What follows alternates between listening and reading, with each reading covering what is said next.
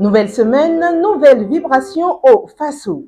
Entre relance industrielle, coup de filet spectaculaire, décision gouvernementale, bouffée des cultures et exploits sportifs, l'actualité nationale s'emballe. Voici l'essentiel condensé et percutant pour bien commencer ce lundi. Décision gouvernementale et Conseil des ministres. Cette semaine, le gouvernement a été très actif. Le Conseil des ministres du 27 novembre 2025 a pris plusieurs décisions importantes pour le pays. Un nouveau code du travail a été adopté. Le contrat à durée déterminée ne pourra plus être renouvelé plus de 2 fois et le calcul des dommages en cas de licenciement passe désormais de 18 à 24 mois. Des mesures qui visent à mieux protéger les travailleurs et à moderniser le droit du travail. Par ailleurs, l'État décide de prendre le contrôle total de la Sotraco pour améliorer la mobilité urbaine. Il a aussi autorisé l'acquisition d'un terrain pour le lycée Saint-Joseph et instauré une contribution spéciale pour la recherche et l'innovation afin de soutenir les startups et la production nationale. Et enfin, 100 enfants des VDP et FDS tombés sur le champ de bataille ont été élevés au rang de pupilles de la nation, un hommage émouvant à leur engagement. Sur le plan judiciaire, le pôle économique et financier a annoncé la fin des investigations dans le dossier dit Camille Yaké et autres, renvoyant 8 personnes devant la chambre de jugement spécialisée dont l'ex-ministre Laure Zongo Yen. Et pour finir ce bloc, Maurice Konaté, le président de la délégation spéciale de Ouagadougou, est intervenu suite à l'incendie du marché de Paspanga, apportant soutien aux commerçants sinistrés et saluant la mobilisation des sapeurs-pompiers et riverains. Économie et initiatives industrielles. Du côté de l'économie, la semaine a été marquée par de grands retours et innovations.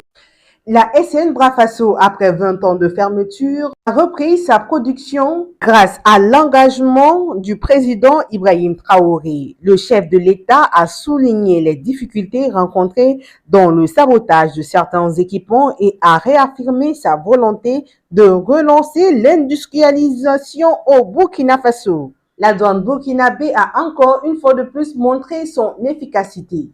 Après une saisie spectaculaire de cyanure à Zorgo, les agents ont également intercepté un réseau de faux médicaments d'une valeur de plus de 52 millions de francs CFA, protégeant ainsi la population contre des produits dangereux. Toujours dans le secteur économique, la plateforme numérique Cura a été lancée pour rapprocher promoteurs immobiliers et citoyens.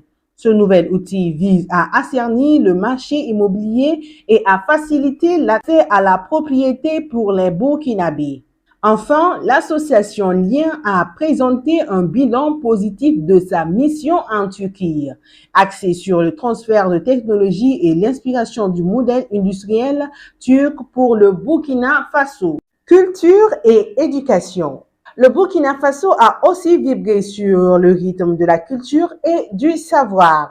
La foire internationale du livre Philo 2025 a ouvert ses portes autour du thème livre, identité culturelle et souveraineté nationale avec une forte augmentation des participants et des compétitions littéraires. Dans le même temps, Simon Compaoré, ancien maire de Ouagadougou, a lancé son essai littéraire autobiographique Monsieur le maire, retraçant son parcours et son héritage pour l'éducation civique.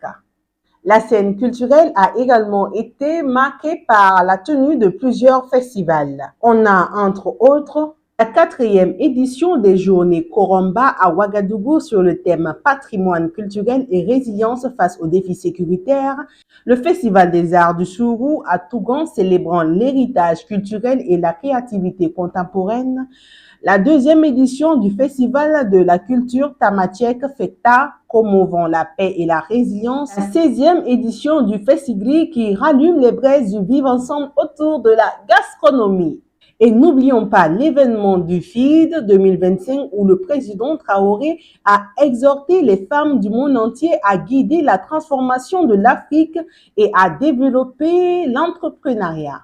Et enfin, on termine en sport. La semaine a été également riche en sport et en résilience. Du côté des arts martiaux, la Fédération burkinabé de Vovinam Viet Vo Dao a fait le bilan de ses activités 2025 avec 40 clubs actifs et des perspectives encourageantes pour l'avenir de la discipline. La semaine a été super riche.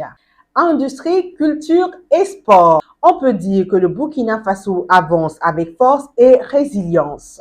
Restez connectés sur Burkina 24. On se retrouve la semaine prochaine pour un nouveau numéro sur Retour sur Actu. Bonne journée et que Dieu bénisse le Burkina Faso.